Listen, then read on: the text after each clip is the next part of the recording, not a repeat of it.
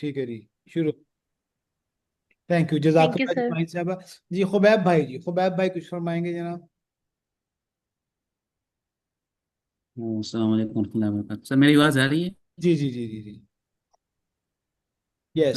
Sir एक सीरत में एक वाक़या है कि हज़रत उमर रज़ियल्लाहु के ज़माने में एक ताबी थे हज़रत काब अहबार रज़ियल्लाहु अन्हु। तो वो उससे हज़रत उमर रज़ियल्लाहु ने पूछा कि तकवा क्या है। तो उन्होंने फरमाया कि कहीं आपका ऐसे रास्ते से गुज़र हुआ हो जिसमें दोनों तरफ खारदार झाड़ियाँ हो, तो आप इस रास्ते से कैसे गुजरते थे?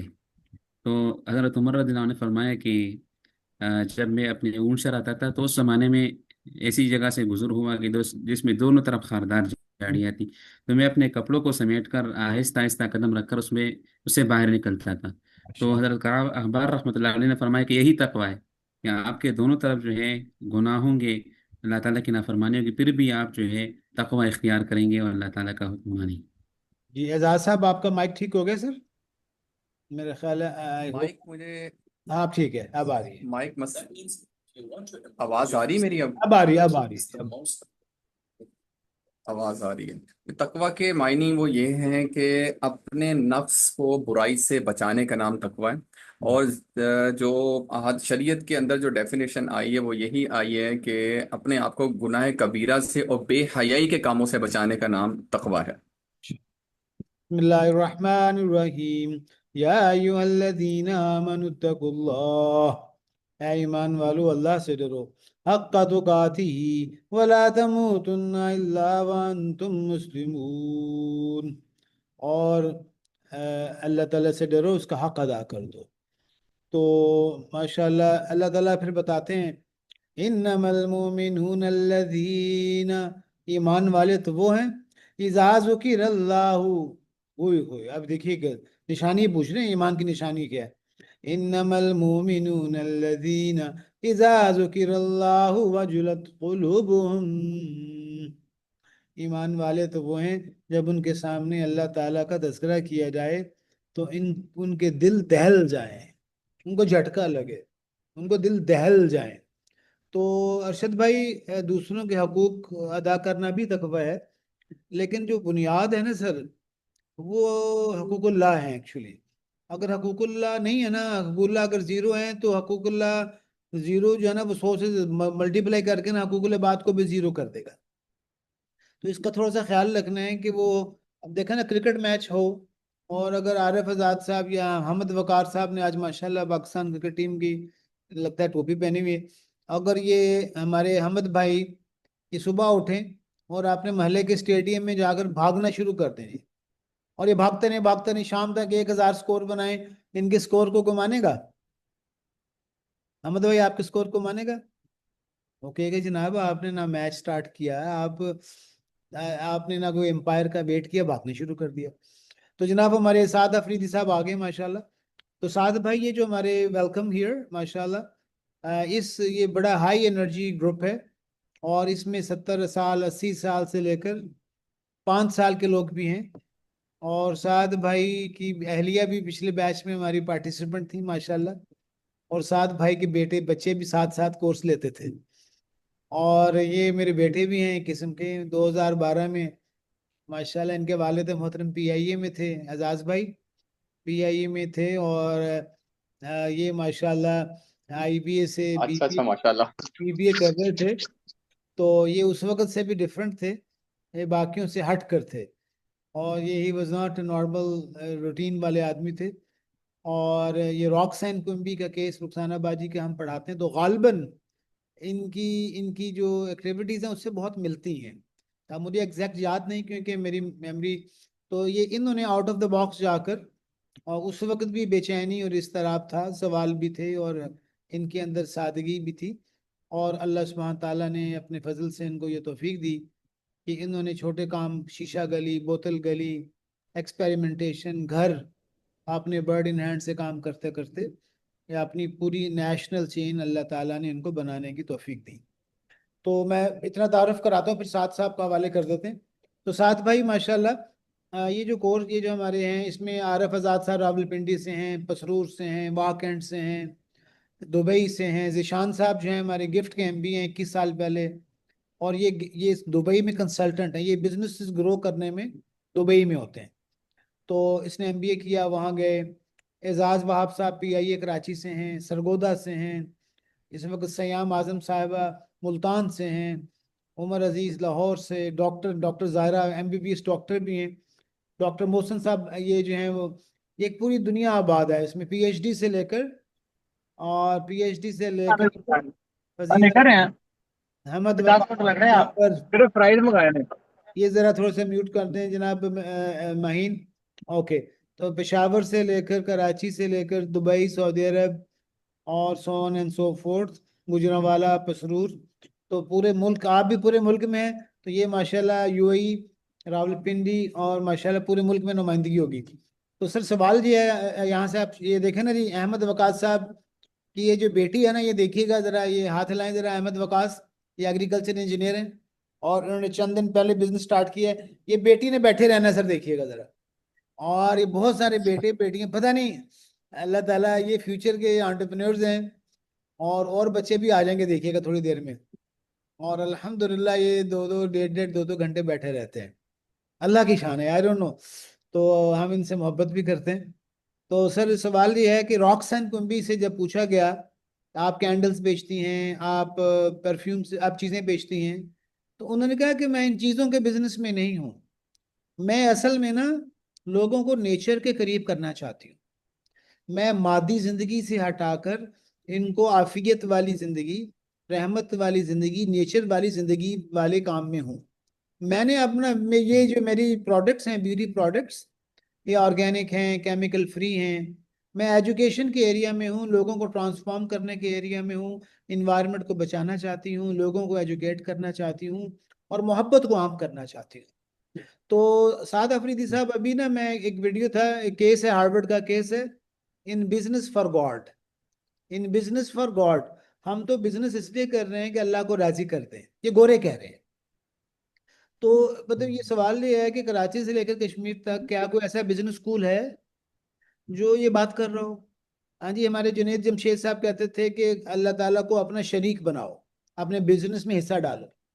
तो अभी जो अमेरिकन हैं वो पता है क्या कह रहे हैं, बीच बीच में ऐसे लोग, अजीब लोग हैं, वो कहते हैं make God the CEO of your business. Allah अकबर। अल्लाह ताला को अपना सीईओ बनाओ और खुद डिप्टी सीईओ बन जाओ, और वो बाइबल में जो अहकामात है ना उसको बस सीधा सीधा फॉलो करो। तो ये अजीबो गरीब बातें हो रही हैं। तो आप भी थोड़ा सा माशाल्लाह चूंकि इसकी कोशिश करते हैं कि अपने कारोबार के जरिए रहमत, बरकत, लोगों में अवेयरनेस, सादगी, आजिज़ी। और साद भाई की फिक्र ये है कि पाकिस्तान का जो फॉरेन एक्सचेंज है ना, वो इम्पोर्ट्स का बिल कम हो जाए, इसमें इन्होंने काफ़ी काम किया है। तो साथ साहब अपनी कहानी भी सुना सकते हैं, और हम बिजनेस के जरिए अल्लाह के करीब कैसे हो जाएं, पाकिस्तान को कैसे हेल्प कर सकें। तो इन तीन चार सवालों के जवाब दे दें 40 मिनट में, फिर हम सवाल पूछ लेंगे। Over to you. अस्सलाम वालेकुम। मैं आपको पिन सलाम कर दूँ। जी। अस्सलाम वालेकुम वरहमतुल्लाहि वबरकातुहू। वालेकुम सलाम। अ, उम्मीद है आप सब लोग खैरियत से होंगे। तो अ, अपनी स्टोरी मेरी स्टार्ट होती है 2012 में, जब जब डॉक्टर शाहिद कुरैशी साहब का मैंने कोर्स लिया। और एक मिनट ज़रा होल्ड कीजिएगा। हाँ जी, जी कर लो।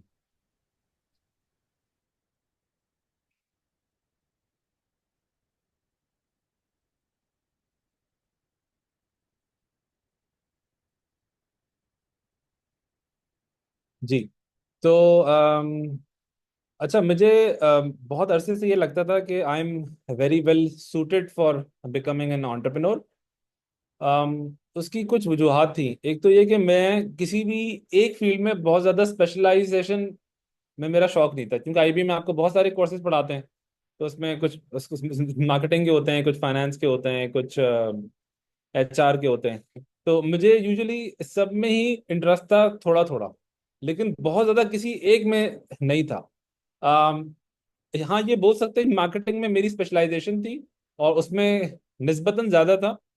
लेकिन किसी भी बहुत ज्यादा जब डीप जाने की बात आती तो मेरा उससे इंटरेस्ट जो है ना वो लूज होने लगता था।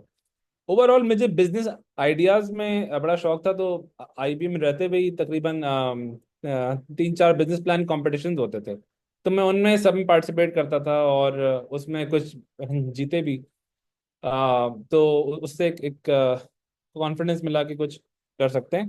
तो वेरी ब्रीफली फिर उसके बाद एक जगह मैंने जॉब की थी। वो इम्पोर्ट रिलेटेड जॉब थी, लेकिन उससे मुझे और ज़्यादा बेहतर ये आइडिया हो गया था कि जाहिर सी बात है, आप कहीं जॉब करते हैं तो वो आपको एक स्पेशलाइज फंक्शन में डालते हैं, आपको डायरेक्ट कोई बिजनेस यूनिट का हेड नहीं बना देते। तो वो मेरे लिए थोड़ा सा करना मुश्किल हो गया। जहाँ तक डॉक्टर शाहिद कुरैशी का कोर्स है, उसमें उन्होंने जिस तरह दीन और बिजनेस को लिंक किया, वो मेरे लिए बहुत ज़्यादा ज़्यादा मोटिवेशनल था। और उससे मैं समझता हूँ कि बड़ी हिम्मत मिली कि यानी रिस्क है वो अल्लाह के हाथ में है। और फिर जो आप लोगों की केस स्टडीज पढ़ते हैं, तो उससे भी काफ़ी हिम्मत पड़ती है कि अच्छा यार, अगर ऐसे ऐसे करें तो ये चीज़ें हो जाती हैं। तो मुझे ये जो रमज़ान क्विम्बी की जो केस स्टडी थी, ये वाकई में बहुत मुझे अपील इसलिए की थी, क्योंकि यूजुअली अगर इंसान कोई 100 रुपए की प्रोडक्ट बेच रहा है या 300 रुपए की प्रोडक्ट बेच रहा है, तो उसको लोगों को ऐसा लगता है कि यार ये इसमें ज़्यादा पैसे किस तरह बनेंगे। लेकिन हमने उसमें देखा था केस स्टडी में कि उन्होंने $900 मिलियन की जो है वो सेल की थी अपनी कंपनी।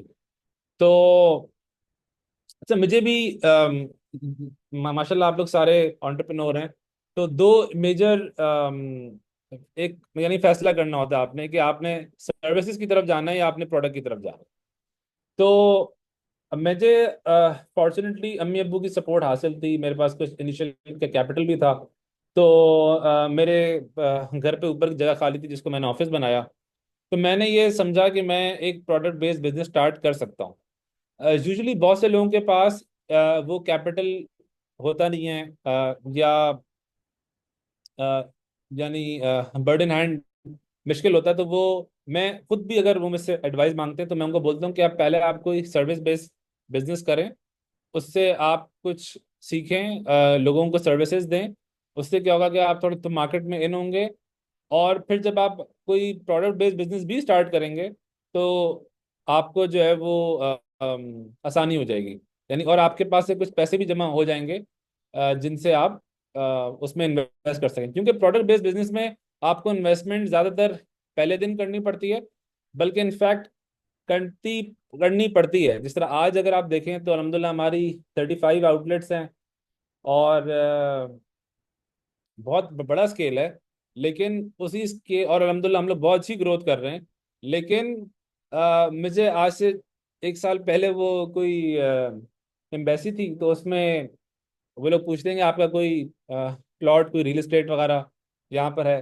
तो मुझे बताते हुए बड़ी शर्म भी आई कि मेरा कोई प्लॉट रियल एस्टेट यहाँ पे नहीं था, क्योंकि वो जो पैसे आते हैं आज भी वो बहुत सारे नए वेंचर्स पे, इन्वेंट्री पे, दुकानें खोलने पे लग जाते हैं।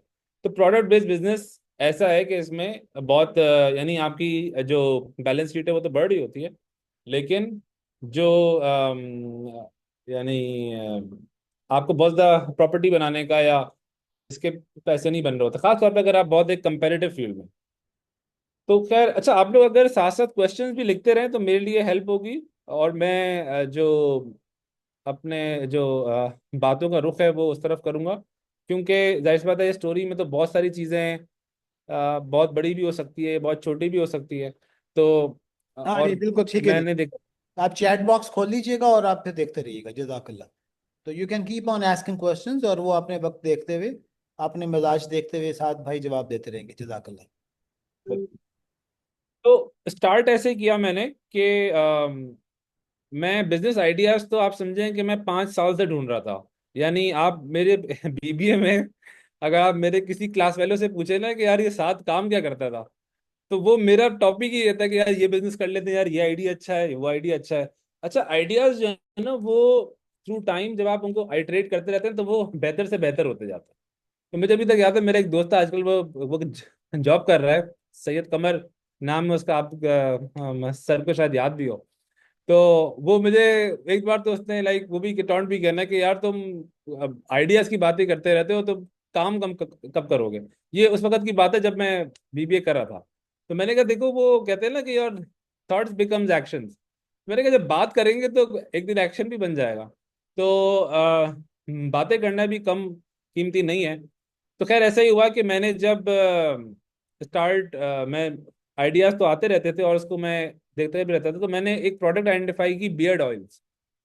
उस वक्त यूएस में बियर्ड ऑयल्स का एक बहुत ट्रेंड था। हालांकि वहां पे बहुत से लोगों की नहीं होती दाढ़ियां, लेकिन बहुत सारे ब्रांड्स वहां पे थे जो कि बियर्ड ऑयल्स बेच रहे थे। उस वक्त पाकिस्तान में कोई नहीं बेच रहा था। तो मैंने सोचा कि यार ये यहाँ पे इसको लॉन्च करना चाहिए। और मैंने जाके बोतलें खरीदी और ऑयल्स की मैंने रेसिपीज देखी। ऑयल्स लिए, उनको ब्लेंड किया, लेबल्स लगाए, डब्बे बनाए और उसकी वेबसाइट बनाई और बेचना शुरू कर दिया। अ, अच्छा, उस टाइम के ऊपर हमारी पहले मंथ की सेल कोई 50,000 रुपये थी। फिर 80,000 हुई, लाख रुपए, 2 लाख रुपए, 3 लाख रुपए, तकरीबन 1 मिलियन तक मंथली हमारी सेल पहुंच गई। फिर उसके बाद हमने लॉन्च किया अरोमा फार्मेसी। ये एक ब्रांड था जो कि असेंशियल ऑयल्स बेचता था।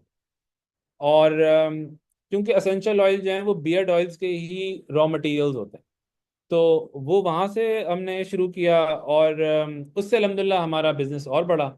2018 में हमारी तकरीबन 6-7 बंदों की टीम थी और तकरीबन 1.5 मिलियन के करीब हम लोग प्रॉफिट, सॉरी, सेल्स होती थी हमारी, जिसमें तकरीबन 20% तक हमारा मार्जिन बन जाता था। और उस टाइम पे ये दराज ने हमें बहुत हेल्प किया क्योंकि वो एक नया प्लेटफॉर्म था। वहाँ पे कंपटीशन बहुत कम था, तो हमने जाते ही अपने बियर्ड ऑयल और अपने एसेंशियल ऑयल जो है वहाँ पे लिस्ट कर दिया। इसी में मेरे एक आईबीए के दोस्त थे। उन्होंने, उनका फ्रेग्रेंसेस का बड़ा पुराना बिजनेस था और थर्ड जनरेशन थी उनकी।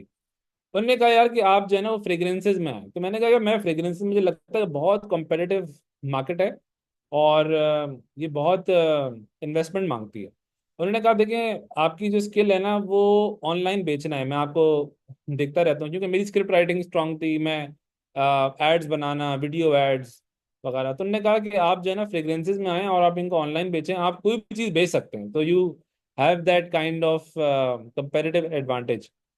तो मैंने कहा चलें ठीक है, स्टार्ट करते हैं। कुछ मैंने उनसे ऑयल्स लिए, कुछ मैंने बॉटल्स ली वहाँ मार्केट से। और अच्छा, उस टाइम तक हम इससे जो रिलेटेड फील्ड है उनमें थोड़ा सा एक्सपर्ट हो चुके थे। हमें फेसबुक के एड्स रन करना आते थे, हमें वीडियो यानी बहुत सी चीज़ें जो बिल्कुल ही फ्रेश लोग होते हैं उनको नहीं आती, वो हमें आती थी। फिर हमारी टीम भी बन चुकी होती थी। टीम से बड़ा फायदा ये होता है कि आपका कस्टमर सर्विस का एक बंदा था, एक ग्राफिक डिजाइनर था, एक हमारे पास सप्लाई चेन का था, एक राइडर था। तो क्या होता है कि आपको थोड़ी सी हेल्प हो जाती है। बिल्कुल स्क्रैच में अगर आप अकेले बंदे हैं तो वो सारे काम करना, खास तौर पे प्रोडक्ट बेस्ड बिजनेस में, मुश्किल हो जाता है। तो खैर फिर फ्रेग्रेंस का हमने जब स्टार्ट किया तो, और हमने एड्स बनाए, मैंने, मेरी जो कंपेरेटिव एडवांटेज था वो स्क्रिप्ट राइटिंग में था। मैं आज भी इत्तेफाक से अभी शूट से आ रहा था वापसी, मैंने आज 9 एड्स शूट किए, सुबह 7 बजे से लेकर और अभी 9 बजे तक हमारे एड शूट चल रहे थे। तो और मैं वहां से डायरेक्ट अभी घर पे आने से पहले क्लास में आया हूँ मैं तो वो जो एड्स थे उनकी स्क्रिप्ट भी मैंने खुद लिखी थी। और इसमें ये होता है कि आपको हर बार अलग काम करना होता है, कोई इसकी फिक्स, आप ये नहीं बता सकते कि यार ये ऐड ये अच्छा चलेगा। तो हम लोग बहुत सारे एड्स बनाते हैं, मुख्तलिफ ट्रायल एंड एक्सपेरिमेंटेशन करते रहते हैं। आज भी मैं ये देखता हूँ कि जो मेरी जो स्क्रिप्ट्स होती हैं, क्योंकि मुझे एक बिजनेस का होलसम आइडिया है, उतनी अच्छी स्क्रिप्टिंग जो है वो कोई आम स्क्रिप्ट राइटर या कंटेंट राइटर कर नहीं पाता।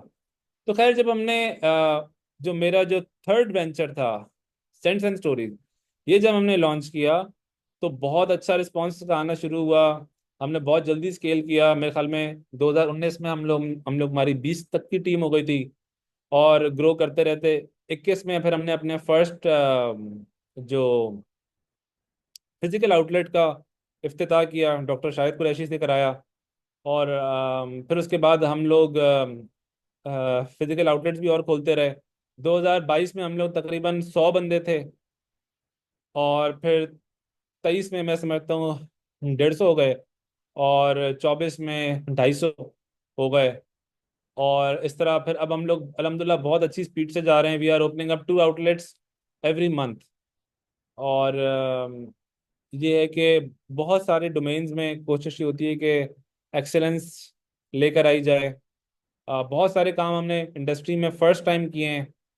अम, और ये कि जो एक बहुत बड़ा एक कंपेरेटिव एडवांटेज रहा है मेरे मेरे ख्याल में मेरा, वो एचआर के हवाले से रहा है। कि मैं समझता हूँ कि मुझे अल्लाह ताला ने टीम बहुत अच्छी दी, और वो टीम ऐसे अच्छी हुई कि मैंने एचआर के ऊपर इन्वेस्ट किया। यानी एचआर डिपार्टमेंट, जब मेरे पास 15 लोग थे तो मैंने एक एचआर का फुल टाइम बंदा बनाया, यानी रख लिया था, जो कि एचआर से रिलेटेड मामलात और एचआर की पाइपलाइन जो है वो पीछे से अच्छी रखता था, ताकि कभी अगर कोई मेरे पास बंदा जाए वो तो मैं उसको फौरन हायर कर सकूं, या मैं फ्यूचर की नीड्स को फोरकास्ट करके उसके लिए पहले ही बंदा ढूंढना शुरू कर दूं। तो उसका ये फायदा हुआ कि अल्हम्दुलिल्लाह जो ग्रोथ आती रही उसको एचआर के जरिए सपोर्ट करते रहे। और साथ साथ हमने टेक्नोलॉजीज के ऊपर बहुत अच्छा इन्वेस्ट किया। यानी दो उसी 2020 में ही हमने एक एचआर मैनेजमेंट सिस्टम लगा दिया था। हमने ईआरपी भी लगा दिया था, हमने ऑर्डर मैनेजमेंट सिस्टम भी लगा दिया था। और आज पिछले साल हमने जो है वो लर्निंग मैनेजमेंट सिस्टम लगा दिया था। तो यानी ये चीज़ें ऐसी होती हैं जो कि खर्चे वाली चीज़ें होती हैं। लेकिन आज मेरे ख्याल में हमारे सिर्फ सॉफ्टवेयर की कॉस्ट मंथली तकरीबन 1-1.5 मिलियन है। लेकिन ये मेरा बिलीफ है कि एचआर और टेक्नोलॉजी, ये अगर आप इसके ऊपर इन्वेस्ट करते रहेंगे तो आपकी बिजनेस की जो सस्टेनेबिलिटी है वो काफ़ी अच्छी रहती है। इसके बाद मैंने 2022 में एक एग्जिट बेस भी मेरा एक वेंचर था, which is a market place for buying and selling businesses, मैंने वो लॉन्च किया। लेकिन उससे मेरा जो मेजर बिजनेस था फ्रेग्रेंसेस का, उससे थोड़ी अटेंशन लूज हो रही थी, तो मैंने एक सीईओ साहब हायर किए, और अब वो एग्जिट बेस को फुल टाइम देखते हैं। और ये है कि वो उसमें हमारी डील्स होती रहती हैं। किसी को अगर कोई रनिंग बिजनेस आप लोगों में से खरीदना है या बेचना है, तो एग्जिट बेस जो है वो एक अच्छी जगह जहाँ पर आप ये काम कर सकते हैं। और मेरा अभी जो तीसरा एक वेंचर चल रहा है वो पूरी तरह से स्टार्ट नहीं हुआ, वर्डप्रेन्योर के नाम से। वो एक व्हाट्सएप क्रोम एक्सटेंशन है। खास तौर पे जो लोग व्हाट्सएप को अपने बिजनेस के लिए इस्तेमाल कर रहे हैं, तो उसमें बहुत सारे ऑप्शंस हैं। उसमें आप ऑटो रिप्लाईज हैं, उसमें चैट जीपीटी की इंटीग्रेशन हो जाती है, उसमें फ्लोज हैं, import and export of chats हैं। तो इस वक्त आप समझे कि मैं 3 वेंचर्स में इन्वॉल्व हूँ। एक तो जो मेरा मेजर बिजनेस है सेंट्रल स्टोरीज, दूसरा एग्जिट बेस, और तीसरा इम्पोर्ट पंडाल। आवाज नहीं आ रही। अच्छा, किसी ने हाथ उठाया हुआ था, अगर जी जी कोई। सर। जी। अस्सलाम वालेकुम सर। वालेकुम अस्सलाम। सर, मैं आतिफ जफर हूँ फ्रॉम मकदान। सर, माशाल्लाह। मैंने और मेरे दो दोस्तों ने अपना एक परफ्यूम ब्रांड लॉन्च किया है रोमेंस के नाम से। सही। 2 महीने हुए हुए असल में ये मैंने लॉन्च किया था, फिर उन दोनों ने मेरे साथ पार्टनरशिप की थी। तो पहले मैंने 2 परफ्यूम्स लॉन्च कर दिए थे क्योंकि मेरा स्टार्टअप था और मेरे पास इन्वेस्टमेंट थी इतनी नहीं थी। फिर उन्होंने मुझे फाइनेंशियली सपोर्ट करके हमने उसको मतलब थोड़ा स्केल कर लिया और हम 6 प्रोडक्ट्स पे आ गए अब। बट सही। अभी कुछ वजूहात है जिसकी वजह से हम थोड़ा हमें थोड़े इश्यूज आ गए। तो अब जब मैंने आपका सेशन का बैनर देखा फेसबुक पे, तो मैंने यही मेरे दिमाग में मैंने कुछ कुछ क्वेश्चंस थे। मैंने सोचा मैं आपसे ही पूछूंगा। सही है।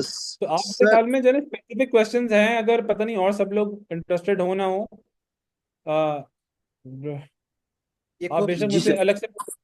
चैट जीटीपी पर लेके अब इस पर आगे हैं, चैट बॉक्स में थी। चैट बॉक्स देख लीजिए आप साथ। अच्छा, ठीक है, ठीक है। थैंक यू सर, अच्छा थैंक अच्छा। जी जी जी। जो रेलेवेंट है जवाब देते जाएं। अच्छा। जी जी जी जी। अच्छा, इसमें मैं स्टार्ट करता हूँ जो जो आए हैं हमारे पास क्वेश्चंस। अच्छा, मैं स्टार्ट करता हूँ, मैं काफ़ी नीचे आ गया जी। तो how to start a business, ये तो बहुत ही जनरल सवाल है, लेकिन ये कि बस मेरे ख्याल है हिम्मत पकड़ें और कुछ ना कुछ काम स्टार्ट करें, बिजनेस प्लान बनाएं और काम करें। वर्डप्रेन्योर में कर चुका हूँ। अच्छा, जो अरोमा फार्मेसी ब्रांड था वो मेरा था, लेकिन मैंने उसको फिर बेच दिया था। लेकिन उसका जो इनिशियल फाउंडर था मैं था, क्योंकि एक और रूल ये है कि बहुत से लोग बहुत सारी चीज़ें करने की कोशिश करते हैं। तो मैंने ये चीज़ सीखी है कि फोकस अगर आप होते हैं किसी काम के ऊपर तो एक्सीलेंस आ पाती है। तो इसलिए आपको कुछ काम करने चाहिए और वो लेकिन अच्छे से करने चाहिए। अच्छा, how do you maintain quality of your perfumes? देखिए, क्वालिटी जो है वो कोई एब्सोल्यूट चीज नहीं है, वो एक मूविंग टारगेट है, जिसमें आप हर दिन आके कुछ ना कुछ नया इनिशिएटिव लेते हैं, जिससे एरर के चांसेस कम हो जाए। तो मैं समझता हूँ कि आज भी हम लोग क्वालिटी इंप्रूव कर रहे हैं, और उसके लिए हमने, जैसे मैंने बताया, कि आईटी के सिस्टम लगाए हुए हैं, टेक सिस्टम लगाए हुए हैं, क्यूए का बंदा रखा हुआ है, और हम लोग रैंडम जाके चेकिंग कर रहे होते हैं। तो ये कुछ क्वेश्चन। अच्छा जी, हम लोग शुरू से सिर्फ ऑनलाइन कर रहे थे, और जो है फिर उसके बाद जाके हम लोग रिटेल के ऊपर आए। अच्छा, एक और सवाल है कि आपके बिजनेस में सक्सेस में अगर कोई एक मोस्ट इम्पोर्टेंट फैक्टर है, वो क्या है? ये अनस भाई यूएई से।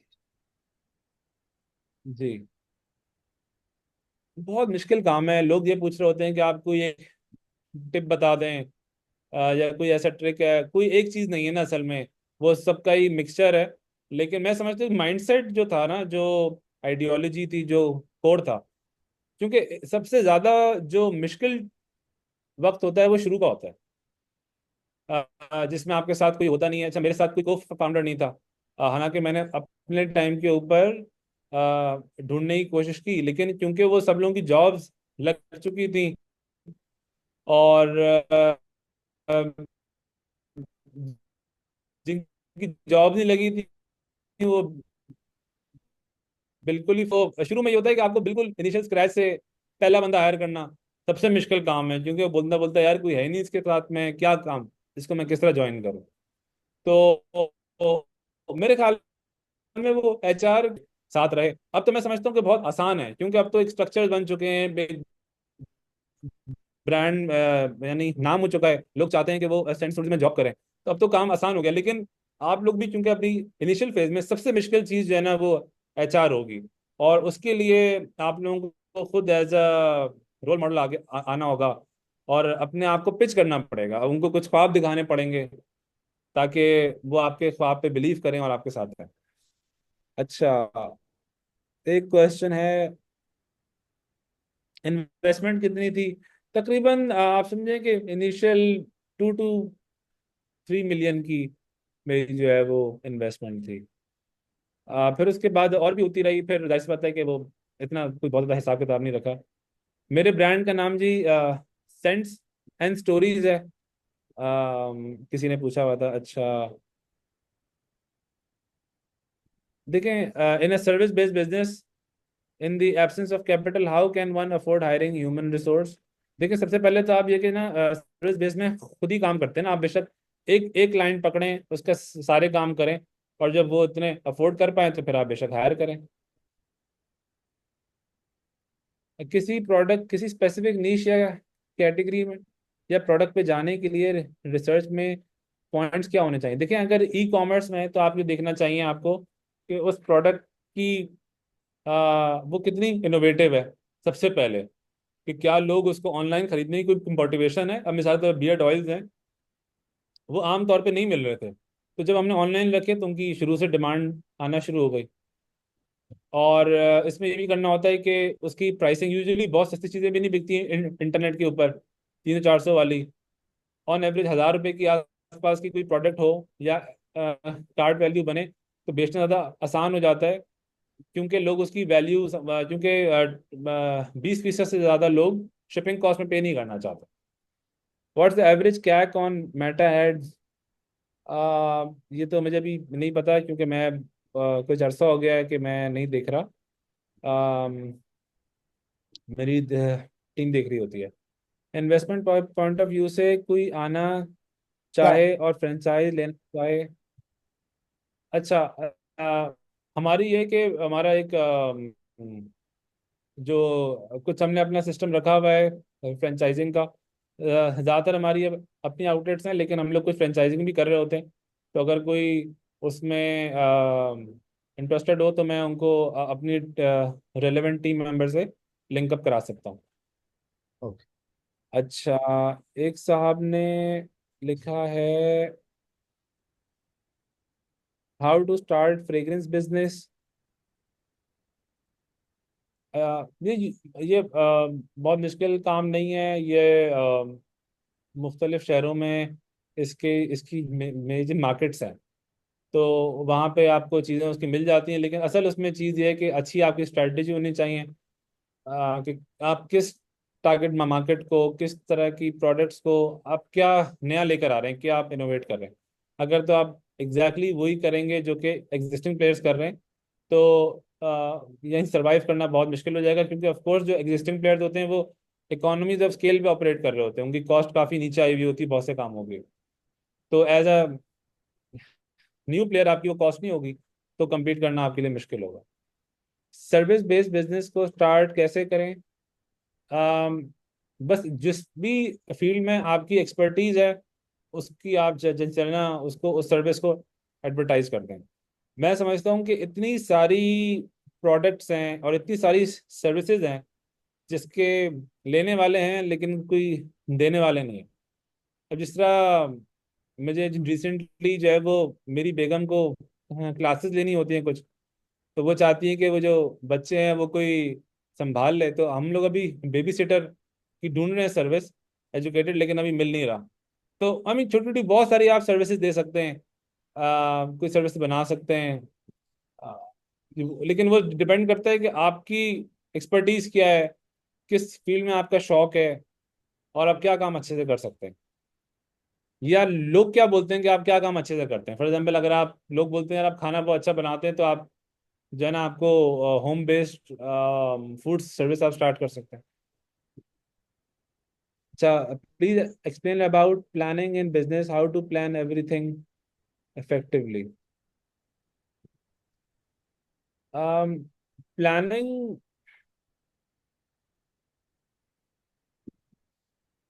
देखिए इसमें दो पॉइंट ऑफ व्यू है ना। एक तो ये कि बहुत ज़्यादा भी नहीं करनी चाहिए प्लानिंग। फॉर एग्जाम्पल, अगर आप यहाँ से हैदराबाद जा रहे हैं तो आपको कुछ अरसे तक का ही दिखता है, आपको यहाँ से पूरा हैदराबाद का रास्ता नहीं दिखता। तो लेकिन ये कि प्लानिंग करनी चाहिए कि खास तौर पे जब आप इन्वेस्टमेंट कर रहे हो, क्योंकि बहुत से लोग फिर अपनी इन्वेस्टमेंट वेस्ट कर देते हैं क्योंकि उनकी प्लानिंग बहुत वीक होती है। तो इसके ऊपर तो किताबें लिखी जा चुकी हैं, और अब तो ये ज़्यादातर जो सवाल आप लोग पूछ रहे हैं, अगर चैट जीपीटी से पूछेंगे तो मुझसे बहुत अच्छे आंसर्स आप लोगों को मिल जाएंगे। अच्छा, as you know that perfumes is hard sell online because customer can't try it before buying.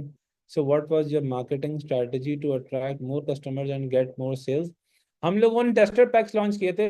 5 ml की भी हमारी शीशियाँ होती थी जो आप खरीद सकते थे। 1000-2000 रुपये में आपको 5 मिल जाती। तो वो हमने बहुत बेची और वो लोगों ने बहुत ट्राई की। और हम यही बोलते थे कि ये इनफैक्ट फिजिकल खरीदने से भी ज़्यादा बेहतर है, क्योंकि फिजिकल आप जाएंगे दुकान के ऊपर, आप 5-6 से ज़्यादा सूंघ नहीं सकते।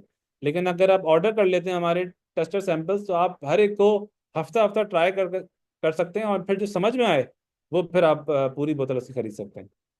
अच्छा, how can we use Meta ad strategy to scale up our business? वही पेड एड्स हैं, इनको आप इस्तेमाल करें। एक वो टूल है कि आपके पास प्रोडक्ट हो या फिर आप सर्विस हो, तो आप बिल्कुल उसको इस्तेमाल करें। अच्छा, खुबैबुल हसन पेशावर से आपने हाथ उठाया हुआ है, आप बेशक। अस्सलाम वालेकुम सर भाई। वाले। सर भाई, आपको 2023 से मैं फॉलो कर रहा हूँ जी। ये जब मैं जामत रशीद में था तो मैं हमारे एक दोस्त ने आपके एक परफ्यूम में चेक करवाया था, स्मेश माई हेड। अच्छा तो अच्छा। उसी वक्त से आपके मुख्तलिफ इंटरव्यूज़ देखे, तो कुछ परफ्यूम की आपकी एडवर्टाइजमेंट बहुत ज़्यादा है ना जी। तो उसमें बाज़ परफ्यूम ऐसे है ना कि हम शॉप से ख़रीदते, लेकिन बाद में उसकी खुशबू अक्सर चेंज हो जाती है या लास्टिंग में कमी हो जाती है, हालांकि इसकी एडवर्टाइजमेंट आपकी बहुत ज़्यादा हो जाती है। उसकी क्या वजह हो सकती है? और दूसरा सवाल ये है कि यहाँ पर 2 दिन पहले मैंने पेशावर आउटलेट से जो है ज़र्फ़ ख़रीदा। तो आपकी उस पर एडवर्टाइजमेंट थी, तो वो तो जो ज़र्फ़ आप बता रहे थे वो तो एलीट रेंज की, हालांकि यहाँ पर हमारे में जब घर में तो उसको खुद भी थोड़ी चेंज हो गई थी। तो उसकी प्रोडक्ट की या आबो हवा से कोई चेंजिंग हो जाती है या इसके अलावा कोई और वजह हो सकती है?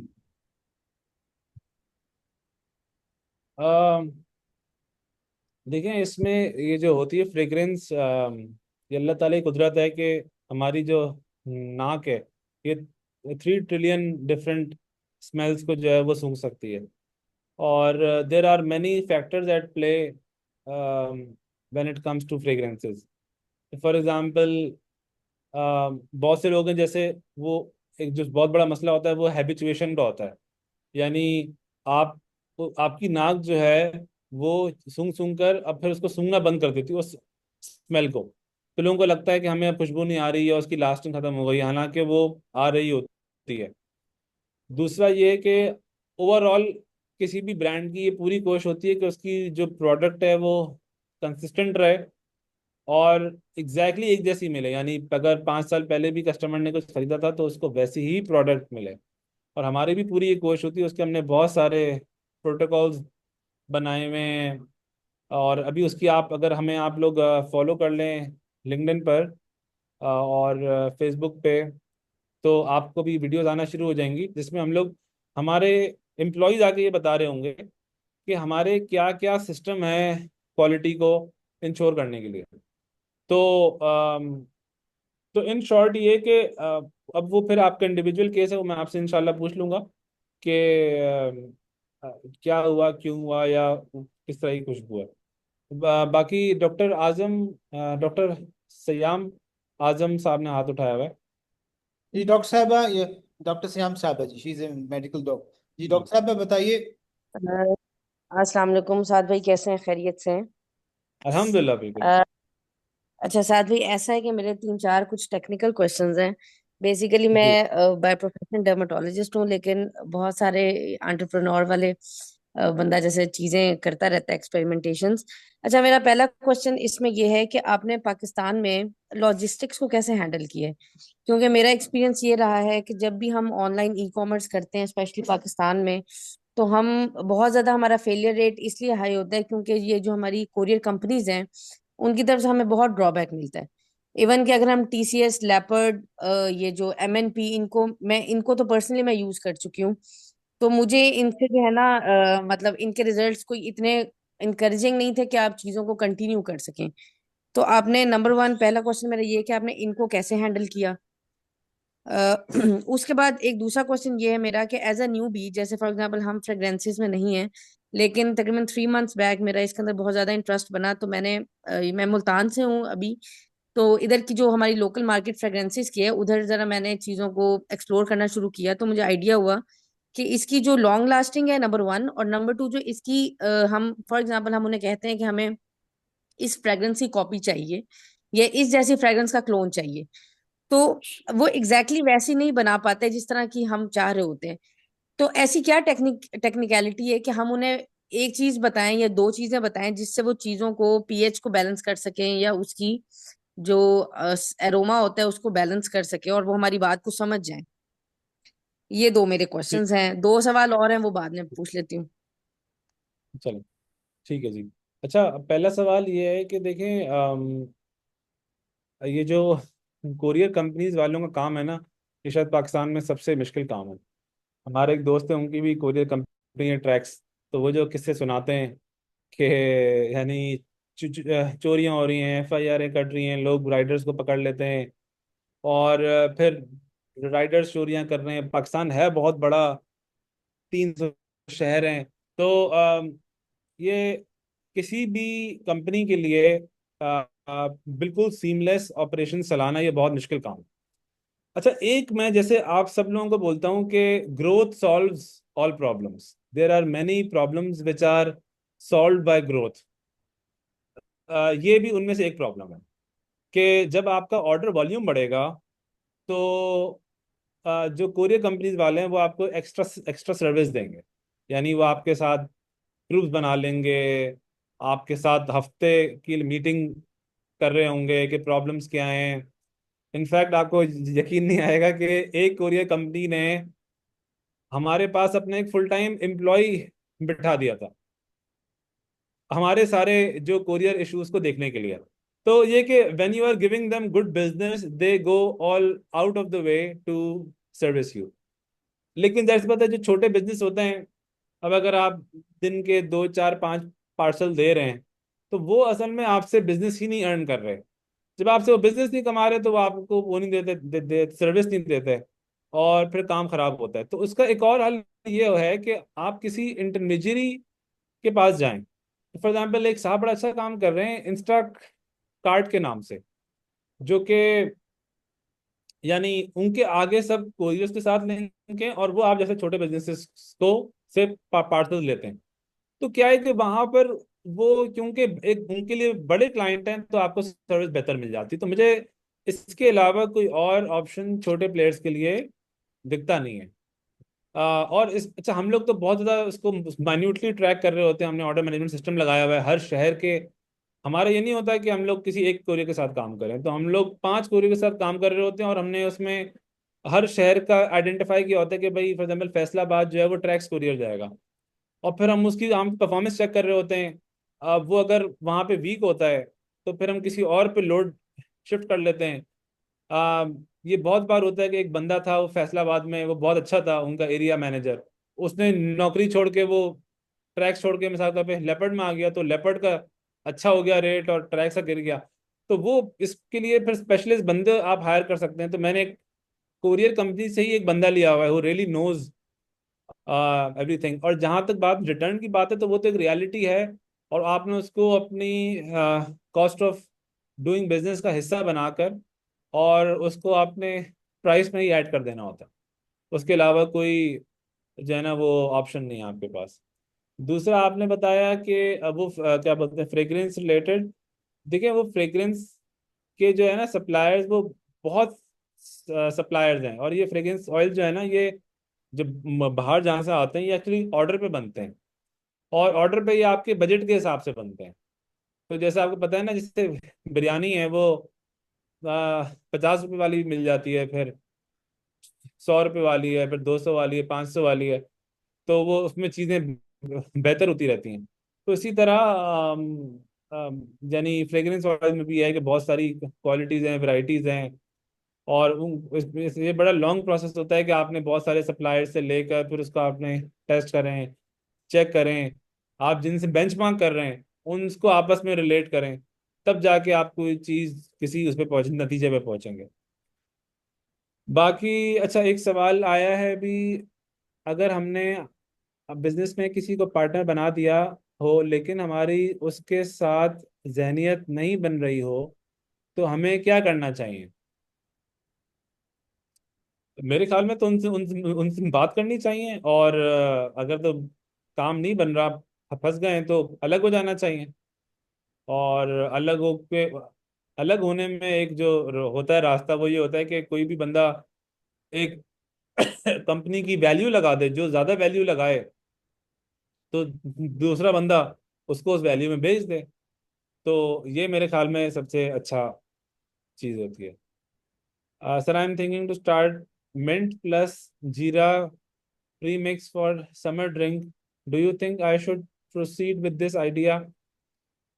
ये मेरी इंडस्ट्री नहीं है बिल्कुल भी। आई वुड एडवाइज कि आप किसी भी रेलेवेंट इंडस्ट्री के बंदे से आप मशवरा करें। अच्छा ये भी एक बहुत बड़ा मसला है। मसला तो नहीं है कि लोग समझते हैं कि किसी ने अगर कोई बिजनेस अच्छा कर लिया है तो वो उससे पे बहुत सारे लोग अलग अलग सवाल पूछते हैं। इससे भी बड़ा आम तो नुकसान हो जाता है। हमेशा जो है ना रेलेवेंट इंडस्ट्री के पर्सन से सवाल पूछना चाहिए, उसी के जवाब का आपको फायदा होगा।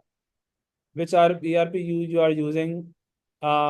जैसे मैंने आपको बताया कि हम लोग अभी इस वक्त ERP नेक्स्ट यूज कर रहे हैं। It is an open source solution और ऑटोमेशन में मैंने आपको बताया कि हम लोग OMS लगाया हुआ है, हमने बीटा लॉजिक्स का, हमने ईमेल मार्केटिंग और SMS मार्केटिंग के लिए मर्जन लगाया हुआ है, और हम लोगों ने LMS लगाया हुआ है एक फ्रेंजी के नाम से, और इस तरह की हमने की हुई है काफ़ी ऑटोमेशन।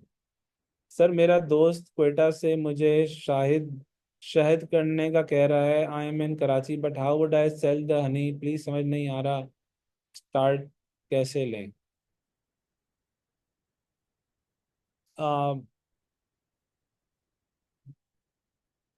ठीक है, देखिए इसमें स्टार्ट लेने में यही है कि आप ब्रांडिंग करते हैं उसकी, कोई आप अपनी स्ट्रैटेजी बनाते हैं, कोई काम इनोवेट करते हैं। अब ये हमारी जो 40-50 मिनट की क्लास है, इसमें एक पूरा बिजनेस प्लान मैं नहीं दे सकता, और मेरी ये ख्वाहिश होगी कि हम लोग थोड़े, यानी आप लोग थोड़े से स्पेसिफिक क्वेश्चन पूछेंगे तो उसका सबको फायदा होगा। जनरल क्वेश्चंस होंगे तो वो उनका इतना फायदा नहीं होगा। अच्छा, fragrance is a competitive business. If you want to start from scratch today, how would you start? Would you go for online or offline marketing starting today? देखें, स्टार्ट तो मैं ऑनलाइन से ही करूँगा, और अगर मुझे फिर से स्टार्ट करना हो तो मैं कोई थीम उठाऊंगा फ्रेग्रेंसेस की। फॉर एग्जांपल जिस तरह आपने देखा रेस्टोरेंट्स में देखा है ना कि कुछ रेस्टोरेंट्स हैं वो इटालियन थीम पर है, कुछ रेस्टोरेंट्स हैं वो फ्रेंच थीम के ऊपर होते हैं, या काबॉयज की थीम पर है। तो इसी तरह कोई एक थीम उठाएं और पूरे ब्रांड को उससे उसके साथ लिंक करें। For example we say that we are a story theme brand, यानी हम लोग हर चीज को जो है वो स्टोरीज के साथ लिंक करने की कोशिश करते हैं। और अभी हम लोग एक वो भी मास्टर क्लास करा रहे हैं, जिसमें हम जिसमें हम लोग सबको स्टोरी लिखना सिखाएंगे। तो हमने एक चीज पकड़ी हुई है और उस पर हम लोग बहुत हैवी वेट डाउन करते हैं। यानी हमारा थीसिस ये है कि अच्छी लाइफ गुजारने के लिए आपको अच्छी स्टोरी टेलिंग बहुत जरूरी है। अच्छी स्टोरी टेलिंग जो है वो आपकी, इसमें आपकी पर्सनल स्टोरीज भी आ जाती हैं, और आपकी जो बिजनेस की स्टोरीज भी आ जाती हैं।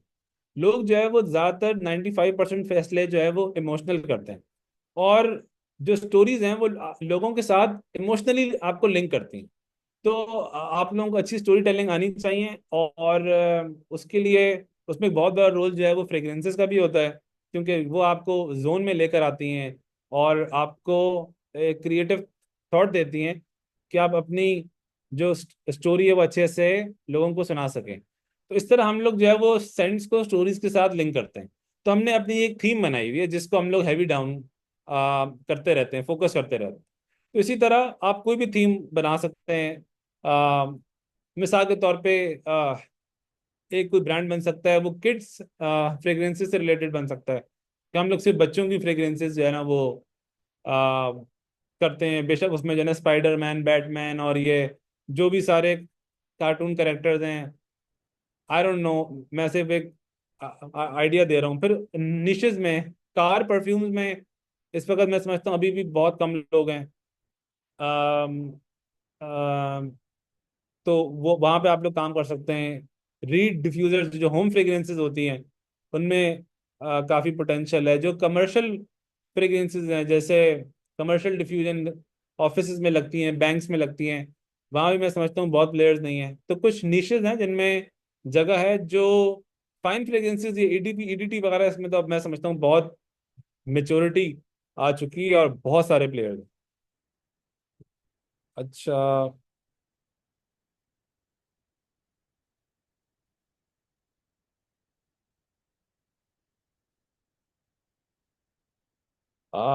किस तरह हम लोग जॉब से बिजनेस में कर सकते हैं, ये बहुत मुश्किल काम है मेरे ख्याल में। इसको आंसर करने के लिए डॉक्टर शाहिद कुरैशी ही जो है वो आपको अच्छा आंसर कर सकते हैं।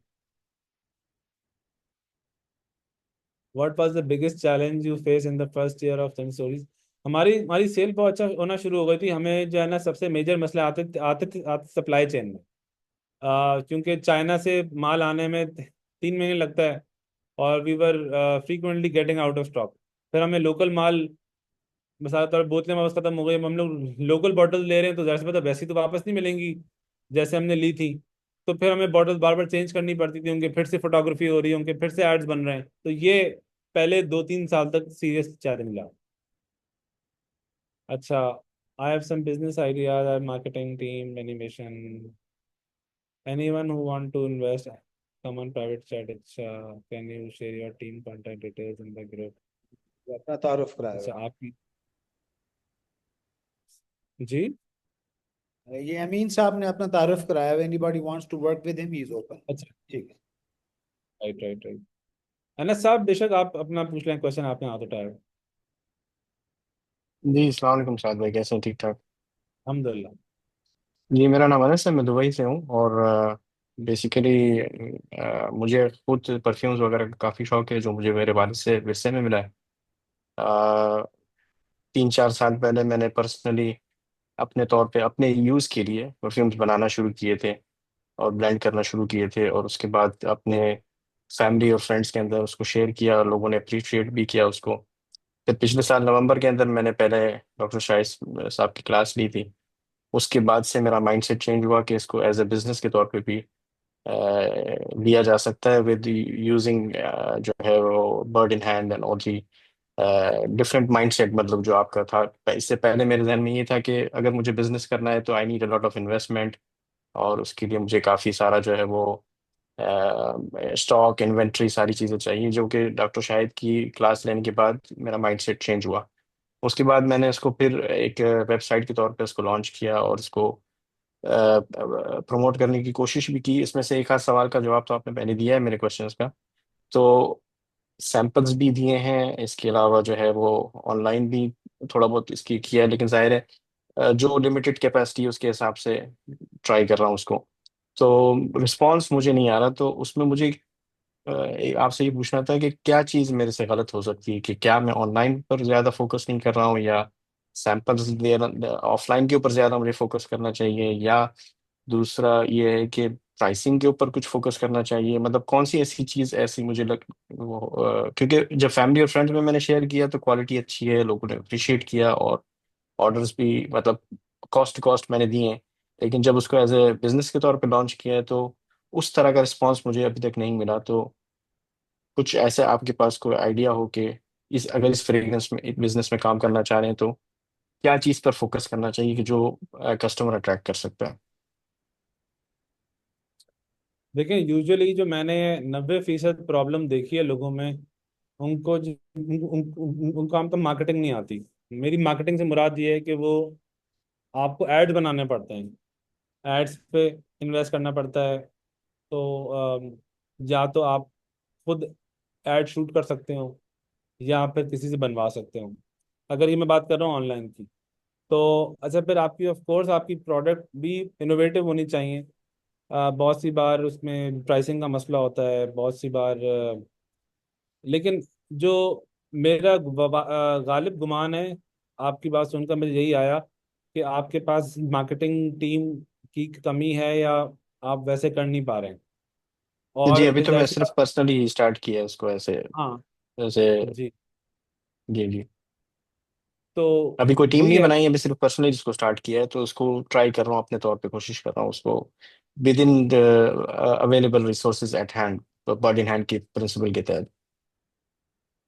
देखिए, एक अप्रोच होती है बहुत से लोगों की, वो होती है कि हम लोग ना पहले जैसे समंदर में जरा पैर डाल के देखेंगे और टेम्परेचर चेक करेंगे कि भाई समझ में हमें आ रहा है नहीं आ रहा, और अगर जो है वो समझ में आएगा फिर हम लोग पूरे दोनों पैर डालेंगे और फिर कूद जाएंगे।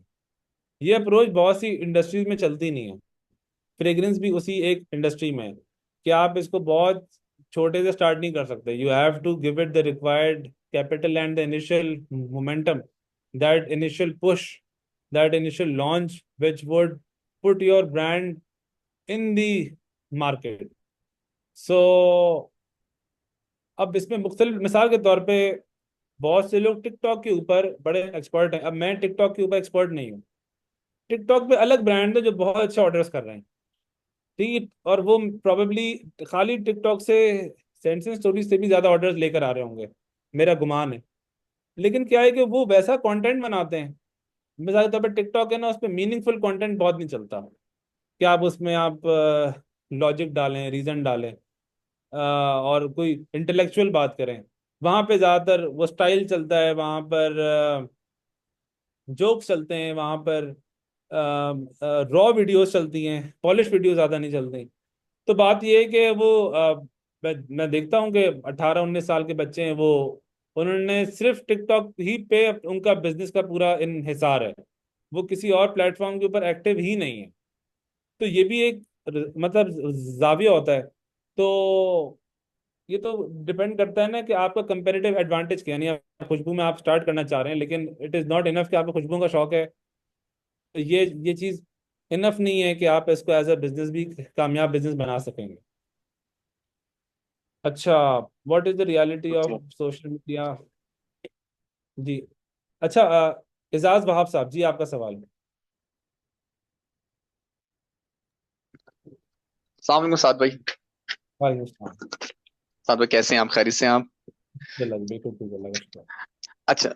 अच्छा साद भाई, मेरा थोड़ा सा सवाल ये है कि कोई बिजनेस करता है उसमें दो तरह के मसले आते हैं फाइनेंशियल्स के हवाले से। पहला तो ये है कि या तो कैपिटल उसके पास होता है, जैसे आपके पास कैपिटल था तो कर लिया, या तो उनके पास इतना कैपिटल नहीं होता तो वो क्या करते हैं, इन्वेस्टमेंट लेते हैं किसी से।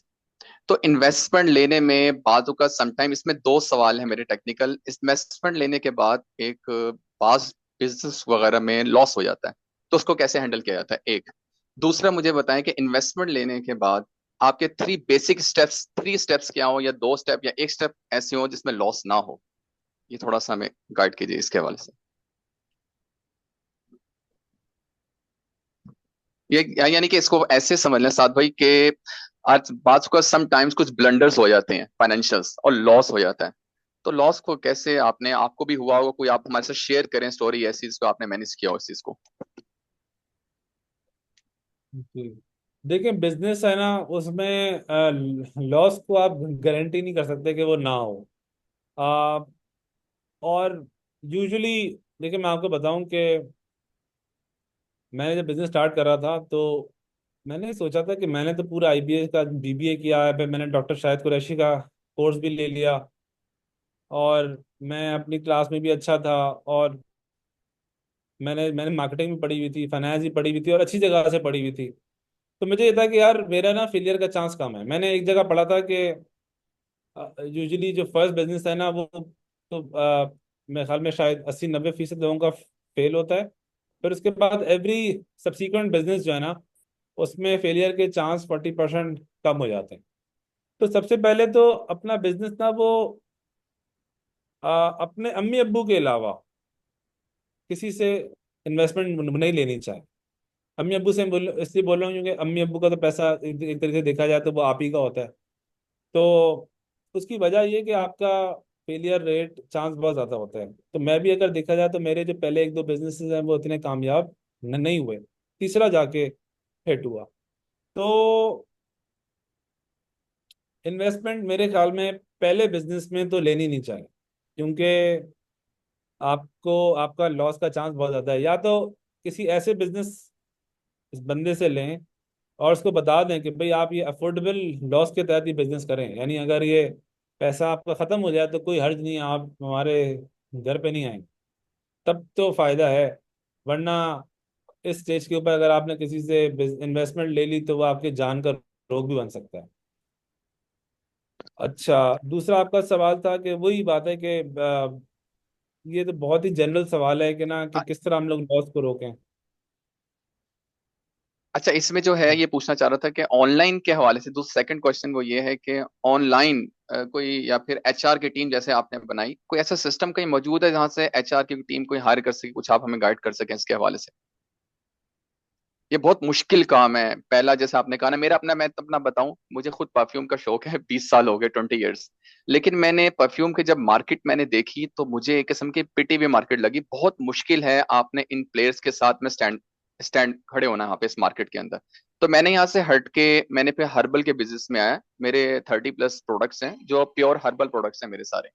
तो मैं उस पर काम कर रहा हूँ मैं, और ये पार्ट टाइम मैं कर रहा हूँ मैं। तो इसमें मुझे सबसे बड़ा जो चैलेंज आ रहा है, वो चैलेंज यही आ रहे हैं चैलेंज मुझे कि आपने मार्केटिंग करने के लिए आज के जमाने के अंदर जो अभी जो फिलहाल जो चल रहा है वो कंटेंट है आपका। सबसे मुश्किल काम है कि आपने डिजिटल कंटेंट बनाना।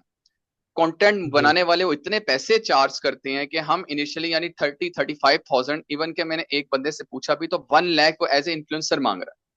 अब बताएं हम लोग कहाँ पे जाके खड़े हों, मिलते ही नहीं लोग हैं। तो इसके हवाले से थोड़ा सा हमें गाइड कीजिए। देखें, एज एन एंटरप्रेन्योर आज के ज़माने में मैं समझता हूँ कि बिजनेस के लिए कंटेंट क्रिएशन ऐसी है जैसे मतलब यानी जैसे हमारे दीन में जो है ना नमाज का हुक्म है, यानी बहुत इम्पोर्टेंट चीज है कंटेंट क्रिएशन। ठीक है, अगर आप CEO should be the chief sales person. अब या तो वो क्योंकि अभी ऑनलाइन का जमाना है, और तो वो ही should be able to sell his products online. हर चीज सीखी सीखी जा सकती है। इसमें आपको बहादुर बनना पड़ता है आपको।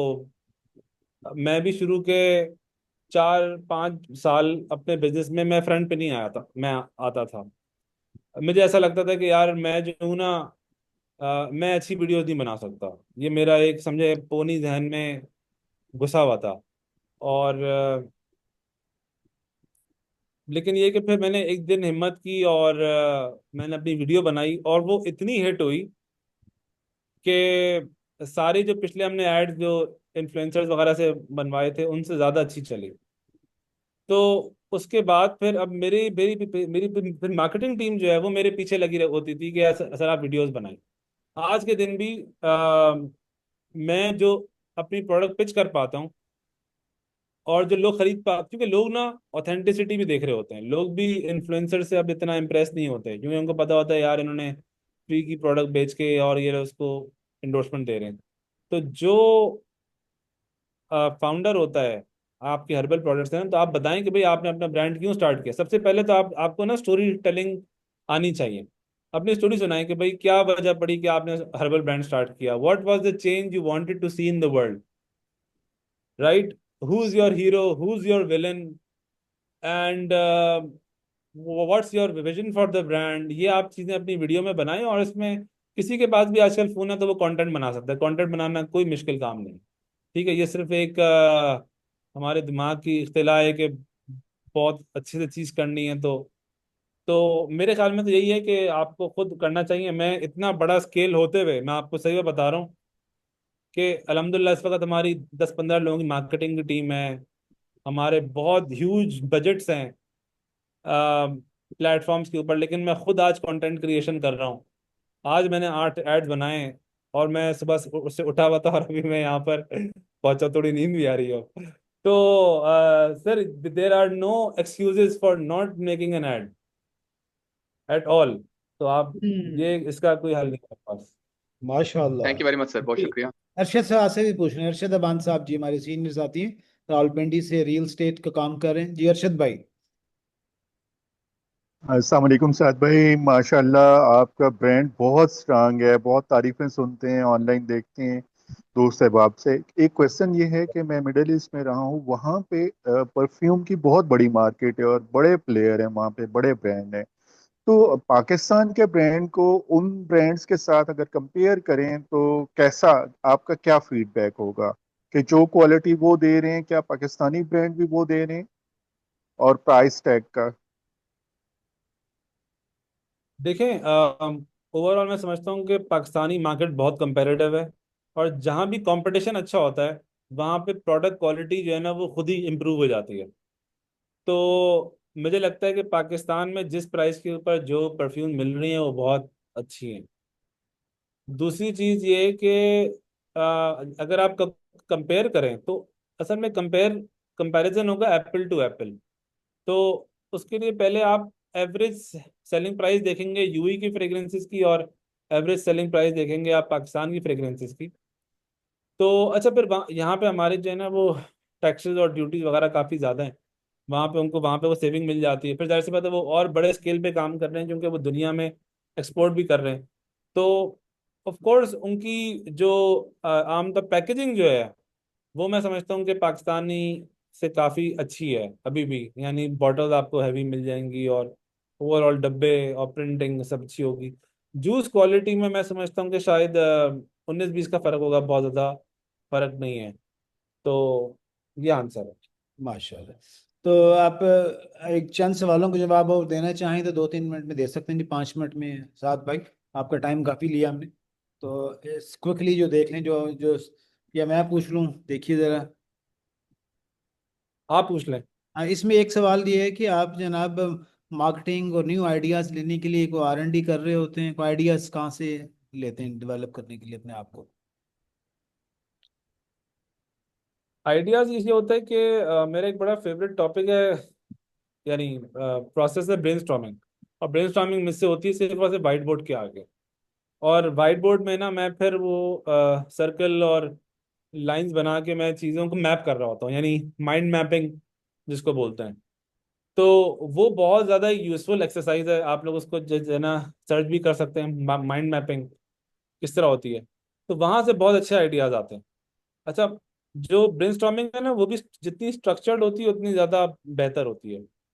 तो तो वहाँ से हमारे पास आइडियाज आते रहते हैं और फिर हम उनको इम्प्लीमेंट करते रहते हैं। आजकल हमारा ज़्यादा फोकस जो है वो स्ट्रक्चर के ऊपर है बहुत ज़्यादा, कि क्योंकि अभी इस वक्त हमारी कंपनी में 3 से 4 लेयर्स ऑफ मैनेजमेंट हो चुकी। तो ओनर का विजन जो है वो नीचे तक ट्रांसलेट करे पूरी तरह, और वो भी उसी विजन के साथ उसी एनर्जी के साथ काम करें, ये थोड़ा सा चैलेंज होता है। तो उसको हम लोग उसके लिए हम लोग अपने मैनेजर्स के ऊपर ट्रेनिंग पे काम कर रहे हैं। और ऑफ कोर्स वहाँ से फिर हमें आइडियाज़ भी आ रहे होते हैं, उनके साथ मंथली हमारे वो होते हैं, रिव्यू मीटिंग्स होती हैं, जिसमें फिर वो अपने, और जिसमें हम उनसे मांगते ही फीडबैक्स हैं कि आप आइडियाज़ दें, फीडबैक्स दें कि हम लोग किस तरह अपने आप को इम्प्रूव कर सकते माशाल्लाह। ये हमारे साथी हैं जीशान, UAE से। वो पूछ रहे हैं कि व्हाट कीप्स यू मोटिवेटेड? आपको एनर्जी कहाँ से मिलती है? ज़ाहिर है ये मुश्किल काम है, एनर्जी कहाँ से लेते हैं, क्यों कर रहे हैं? What is your why, why are you doing this? Energy कहाँ से मिलती है? हैं। देखिए, एक तो मैं अल्लाह ताला का जो है ना, मेरे ख्याल में सबसे ज़्यादा जो मुझे एनर्जी मिलती है वो अल्लाह ताला के शुक्र से मिलती है। हम्म। और मैं लोगों को ये बता रहा हूँ कि देखें, अगर आप एजुकेटेड हैं, यानी अगर आपने बैचलर्स किया हुआ है, आप अंग्रेजी पढ़ सकते हैं, जो कि मेरे ख्याल में सारे ग्रुप पे यहाँ पे लोग पढ़ सकते हैं। आपके पास अगर छत है और आपके पास कोई सवारी है, तो आप पाकिस्तान के 1% लोगों में आ जाते हैं। तो मैं तो यही सोचता हूँ कि अल्लाह ताला अगर मुझे कहीं इधर उधर, यानी किसी और घर में मैं पैदा हो जाता, तो आज क्या हाल होता।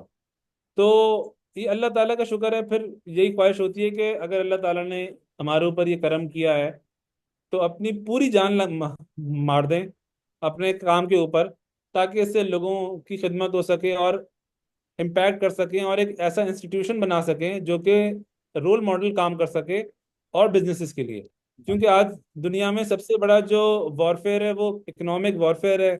हम मुसलमानों के बिजनेसेस काफ़ी पीछे रह चुके हैं, और एक इकोनॉमिक वीकनेस जो है हमारी, और टेक्निकल वीकनेस, वो फिर हमारी मिलिट्री वीकनेस में और ईमानी वीकनेस में भी ट्रांसलेट हो जाती है। हम्म। तो ये है कि यानी इस वक्त जिंदगी कम है आपके पास, और अपने आप जान मारनी है। और तो मुझे तो यही चीज़ मोटिवेट करती है। फिर जाहिर सी बात है, एक माहौल अच्छा बना दिया है, कुछ अल्लाह वाले लोगों से कोई मुलाकात हो जाती है, डॉक्टर शाहिद कुरैशी जैसे लोगों से मोटिवेशन मिल जाती है। तो इसी तरह पे हमारी गाड़ी चल रही है, जजाक अल्हम्दुलिल्लाह। जजाक। बस दो मुख्तसर से सवाल पूछ के फिर इजाज़त चाहेंगे। फैज़ान साहब कराची से हैं, ये माशाल्लाह मुलाजमत भी करते हैं। फैज़ान भाई जल्दी से सवाल पूछें, फिर राव अहमद अहमद साहब आखिरी सवाल। फैज़ान। एक मेरा सलामकुम भी सर। सवाल होगा लास्ट। वालेकुम सलाम। अ, अफरीदी साहब, मेरे को एक सवाल पूछना था आपसे कि आप क्वालिटी को और प्राइस को कैसे मेंटेन कर रहे हैं। मतलब आपकी प्राइस कुछ ज़्यादा नहीं है, मतलब 1200 1300 की ही रेंज में आपके परफ्यूम है तकरीबन। तो प्राइस और क्वालिटी को कैसे मेंटेन करें सर, ये नई परफ्यूम के में समझ में आ रहा। देखिए वो बस एक इकोनॉमीज ऑफ स्केल है। अ, हम लोग जैसे जैसे हमारे वॉल्यूम बढ़ते जा रहे हैं, हम अपने पीछे जो होते हैं ना सप्लायर्स, उनसे हम लोग बेहतर बेहतर रेट नेगोशिएट करते जाते हैं। तो प्राइस हमारी वही रहती है, लेकिन हमारे मार्जिन ग्रेजुअली इंक्रीज होते जाते हैं। फिर ठीक। उसके अलावा हम लोग जो है ना, वो हमारी 6 लोगों की सप्लाई चेन की टीम है खाली। उनका काम ही यही है कि वो हर आदमी 20-20 वेंडर से बात कर रहा है, सैंपल्स आ रहे हैं, इवेल्युएशन हो रही है। तो ये चीज है, इस तरह हम लोग अपनी माशाल्लाह पूरी प्राइस टीम और बैठी हुई क्वालिटी को। है। जज़ाकल्लाह। जी जी जी राव बिल्कुल। साहब, राव साहब, फिर सैयदा ज़ैनब लास्ट ठीक क्वेश्चन। है सर, शुक्रिया। राव। सर अस्सलाम वालेकुम सर, कैसे हैं आप? ठीक हैं? अल्हम्दुलिल्लाह। अच्छा सर, मेरा नाम राव मादली है। मैंने अभी अपना एक स्टार्टअप लिया है, क्यूरियस एटमल्स के नाम से। एक ये टॉय का बिजनेस है। तो मैंने 2 हफ्ते पहले स्टार्टअप लिया है। तो सर मुझे सवाल ये है कि आपने ऐसे कौन से की पॉइंट्स थे जो अपने इनिशियल स्टार्टअप में उसको यूटिलाइज किया था कि आप इतने माशाल्लाह इतने बड़े बिजनेस पे गए? जैसे अभी डॉक्टर शाहिद साहब ने फरमाया कि अपने अल्लाह, एक तो सबसे पहले ये है कि अल्लाह ताला को अपना सीईओ बना लें और उनसे लगाव करें। और बाकी ऐसे कौन से पॉइंट्स हैं जिन पे आपने प्राइमरीली फोकस किया हो और उसमें आपको बिजनेस में भी हेल्प हुई हो आपको ग्रो करने में और बाकी सब चीज़ों में? अभी मैंने स्टार्टअप 2 हफ्ते पहले लिया, तो माशाल्लाह अभी 7 से 8 ऑर्डर्स भी आ चुके हैं। एड्स के थ्रू भी आए हैं, बाकी सब चीज़ों के थ्रू भी आए हैं। तो ऐसे कौन से की पॉइंट्स हैं, की रोल पॉइंट्स हैं जिनको मैं फोकस करके अपने बिजनेस को एक अच्छे स्केल पे लेके जा सकता हूँ? अभी तो ऑब्वियसली मैं एक अर्ली स्टार्टअप में हूँ और साथ एक जॉब भी कर रहा हूँ। तो उसमें ऐसे कौन से की पॉइंट्स है जिन पे मैं फोकस माशाल्लाह। करूँ सर, प्लीज? थैंक यू जी। ये भी जनरल सवाल पूछ लिया ना, लेकिन चलें। देखिए बात ये है कि एक बिजनेस में जो सेल्स है ना, वो सबसे बड़ा मसला है। ठीक है। और सेल्स आपके पास जब आएंगी, जब आप जो है वो, अगर आप ऑनलाइन बिजनेस कर रहे हैं तो आप उसको बेच पाएंगे। तो उसका भी आंसर वही मिलता जुलता है कि आप सबसे पहले वीडियो एडिटिंग सीखें, आप ग्राफिक डिजाइनिंग सीखें, कैनवा सीखें, चैट जीपीटी को इस्तेमाल करें। अब तो आपकी ज़िंदगी बहुत आसान हो चुकी है। तो इन प्रोडक्ट्स को इस्तेमाल करें, यही आपको बहुत आगे ले जाएंगे। मैं इसका बस यही आंसर दूंगा। जी। एहसन साहब, आपका भी यही जवाब था जो आपका सवाल आखिरी आया। हमें खुद सीखना होगा, चैट जीटीपी, अपनी कॉम्पिटेंसी बिल्ड करनी होगी। And the last question Syeda Zainab Sahiba, Karachi से। जी मैम। जी अस्सलाम वालेकुम रहमतुल्लाहि। जी वालेकुम सलाम। सर मेरा नाम सैयदा ज़ैनब मुताज़ है, नाम फ्रॉम कराची। सर मैंने आपसे एक दो सवाल करने थे। मेरा पहला क्वेश्चन आपके लिए था कि मतलब इन योर आइज, आपकी नज़र में वो कौन सी 3 चीजें होती हैं जो एक लो बजट स्टार्टअप को ग्रो करने के लिए जरूरी है? My first question this, and my second question कि हम जो अभी इनिशियल स्टेज पर हैं, अभी हम लोग अपना बिजनेस, मेरा भी इंशाल्लाह फ्यूचर में प्लान है कि मैं अपना पर्सनल बिजनेस लॉन्च करूँ, ब्रांड को बनाऊँ इंशाल्लाह। तो उसके लिए आप 2-3 टिप्स हमें दें कि किस तरीके से हम अपने लोअर बजट बिजनेस को किस तरह से स्टार्टअप ले सकते हैं, ग्रो कर सकते हैं। कुछ आखिर के 2-3 पॉइंट्स और कुछ नसीहतें हमें कर दें। जज़ाकल्लाह। जी समझ आ डॉक्टर शाहिद गया। साहब, अगर आप इनके सवालों को करें रिफ्रेश, मुझे आवाज कुछ हाँ जी, ठीक नहीं आवाज है। काफी इनकी साउंड हो रही थी। एजाज साहब, एक घर में रहते हुए यार स्पीकर तो सही कर लें। हाँ जी। असल में वो हाँ और जी। जगह से ऑनलाइन है, मैं हाँ और जगह से जी, ऑनलाइन हूँ। तो वो सवाल यही कह रहे हैं कि लो बजट से काम कैसे किया जाए। यही है जी, लो तो बजट। सॉरी सर, शायद वाईफाई का मुश्किल होगा। हाँ बिल्कुल बिल्कुल ऐसा ही है कि हम लो बजट में अच्छी क्वालिटी अवाम उन्नास को किस तरह से दे सकते हैं। और मेरा दूसरा सवाल ये था कि हम इनिशियल लेवल लेवल के जो हम लोग हैं, अभी शुरू कर रहे हैं, स्टार्टअप ले रहे हैं, तो उनके लिए आप क्या नसीहतें कर सकते हैं? आखिरी 2-3 नसीहतें हमें कर देते हैं, ये भी करें और ये काम ना करें। ओके जी, ये माशा। मेरा सवाल था। बस वो मेरे ख्याल लो बजट आवाज आ रही है मेरी? हाँ जी, लो बजट की बात कर रही हैं। तो देखो जी, 7 भाई ने अपने अम्मी अबू से पैसे लिए, घर की छत पे काम किया, बोतल गली से पुरानी बोतलें पकड़ी, उनको लेबलिंग मैंने देखा है, ये लेबल बनाते फिर रहे होते थे। ये सारे काम खुद किए इन्होंने। और ये जो मेरा ख्याल है कि ये जो कह रहे हैं ना 2-3 मिलियन, ये आहिस्ता आहिस्ता लगाए हैं मेरे। ये शुरू में थोड़ा लगाए 7 भाई आपने, ग्रेजुअली लगाए होंगे ना आपने। आ, जी ऐसा ही है, ऐसा ही, आहिस्ता आहिस्ता ही लगाए थे। हाँ तो वो अच्छा साद भाई, एक मेरा क्वेश्चन जी पर्सनल सा क्वेश्चन है मेरा ये। वो ये है कि मैं भी पीआईए से हूँ अल्हम्दुलिल्लाह। तो आप, और ये पार्ट टाइम मैं बिजनेस कर रहा हूँ मैं ये, क्योंकि हर्बल में मैंने डिग्री की हुई है तो साथ साथ की भी कर रहा हूँ मैं। वैसे ये पूछना चाह रहा था आपसे कि आपके वालिद साहब भी पीआई में थे, अभी जैसे डॉक्टर शाहिद साहब ने हमें बताया, तो कौन से जी जी डिपार्टमेंट में, बिल्कुल। कहाँ पे थे? मेरे वालिद साहब जो है वो फ्लाइट इंजीनियर थे, 2013 में रिटायर हो गए थे। तो अच्छा, वो जॉब साइट पे, तो आप कैसे बिजनेस साइट पे आ गए? ये थोड़ा सा एक ट्रिक क्वेश्चन है। जी, बस वही था कि मुझे अपना शौक था, और डॉक्टर शाहिद कुरैशी ने जरासीम लगा दिए थे कुछ। So, नहीं, बस मेरा सही ख्याल ये साद भाई खुद सही। भी बेचैन आदमी, माशाल्लाह सादा आदमी, सादा तबीयत का आदमी है। और ये आईबीए डॉक्टर साहब, आपकी आपकी एनर्जी से तो सब हम लोग सब जुड़े हुए हैं। माशाल्लाह। तो ये साद भाई जो है ना हमारे लिए रोल मॉडल हैं। शाम को वॉक भी करते हैं, मोहब्बत से पेश आते हैं, खिदमत भी कर रहे हैं, कम्युनिटी में कंट्रीब्यूट भी कर रहे हैं। अल्लाह सुब्हान ताला ऐसी बरकत अता फरमाए, और हम ऐसे लाखों बच्चे नौजवान तैयार हो जाएं साद भाई। और हम ये इनको ना, इनको बहुत शौक है इंपोर्ट सब्स्टिट्यूशन का। तो ये इनके सोचने का अंदाज काफ़ी इंस्पायरिंग है हमारे लिए। और ये मुख्तलिफ, ये आपने एक ज़माने में साथ में एक लिस्ट बनाई थी, जो चीज़ें जब इंपोर्ट करते हैं जो महंगी हैं, याद है आपने एक बनाई हुई थी एक ज़माने में। जी जी बिल्कुल बिल्कुल। तो वहाँ से आइडियाज़ लेकर जो चीज़ें आपके बर्डन हैंड के साथ मैच कर जाएं, बाहर से मंगवाने में महंगी हैं, उनको अगर सस्ता बना सकें, बनवा सकें, तो ये इस पर काम करते रहें। काफ़ी अभी भी शायद कर रहे हो, मुझे इल्म नहीं। तो बहरहाल ये साद साहब का हम बहुत शुक्रगुजार हैं, और इनके वालिदैन अच्छा, जी। साद भाई, एक चीज थोड़ा सा डिस्कशन चल ही रही थी, पूछना चाह रहा था मैं। आपने डॉक्टर शाहिद साहब बता रहे थे कि कोई एक्सचेंज के हवाले से भी आपने कोई काम किया है, पाकिस्तान में कंट्रीब्यूट किया है, वो बात रह गई बीच में। नहीं, एक्सचेंज का मैंने काम नहीं किया आज तक। एक्सचेंज, स्टॉक एक्सचेंज, अच्छा ठीक है। स्टॉक की नहीं बात की थी, डॉक्टर शाहिद, मैं इंपोर्ट एक्सपोर्ट के अच्छा हवाले कुछ, से ये ऐसा काम करने की अच्छा अच्छा कोशिश कर ठीक है। रहे थे, कंपनी खरीद फरोख्त। ठीक है जनाब, इस दुआ के साथ कि अल्लाह सुब्हान चलिए सर, ताला बहुत बहुत शुक्रिया जी। आज ये जज़ाकल्लाह खैर। अच्छा, तो अल्लाह सुब्हान ताला ने ना जी हर एक को जो हमें बेपाया पोटेंशियल दिया है ना सर, उसका हिसाब लेना है। अल्लाह अल्लाह अल्लाह सॉरी, तो अल्लाह सुब्हानहू व तआला ने हमें बेपाया पोटेंशियल दिया है। तो उस बेपाया पोटेंशियल को अल्लामा इकबाल फरमाते थे, अपनी दुनिया आप पैदा कर अगर जिंदों में है। तो अगर हम नियत कर लें कि मैं एक सेब के बीज के अंदर, मुझे सेब का बीज नजर नहीं आ रहा, उसके अंदर एक बीज का, सेब का पौधा भी नजर आ रहा है, दरख्त भी नजर आ रहा है, बाग भी नजर आ रहा है।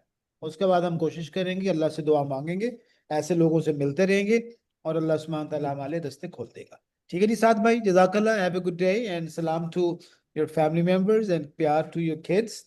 मे अल्लाह ब्लेस यू। मैं ईद पर इंशाल्लाह हम आपके पास होंगे, तो फिर मुलाकात होगी। अस्सलाम वालेकुम वरहमतुल्लाहि वालेकुम वबरकातुहू। सलाम। बहुत शुक्रिया जनाब, वालेकुम सलाम। मेरे प्यारे भाई, शुक्रिया। ऐड या बहुत बहुत नोट ऑफ शुक्रिया सर। थैंक्स लिख दें सर को, अगर आप कमेंट्स में अगर लिखना चाहें तो अच्छा लगेगा, ताकि हम इन तक पहुंच जाएगा। अहमद वकास साहब लाहौर से, ये सर पूरी पाकिस्तान से जनाब, कराची, लाहौर, पेशावर, मुल्तान, सऊदी अरब, दुबई, ये साईं शोरों बैठे हुए हैं जनाब, जाम शोरों से। साईं शोरों से ने आईबीए में, ये उर्दू पढ़ नहीं सकते, लेकिन यह इन्होंने इन्होंने ये हमारा कितनी दफ़ा कोर्स करके 15-20 भैंसें रखी हुई हैं माशाल्लाह। और आरफ आज़ाद साहब गुजरांवाला से, इसमें टीचर्स भी हैं, पीएचडीज भी हैं, प्रोफेसर्स भी हैं, बैंकर, मुख्तलिफ बैकग्राउंड के लोग हैं। तो इस दुआ के साथ अल्लाह ताला सबको रहमत फरमाए। ये सब आपका शुक्रिया अदा कर रहे हैं साथ। जज़ाकल्लाह खैर, एंड बहुत बहुत अस्सलाम वालेकुम।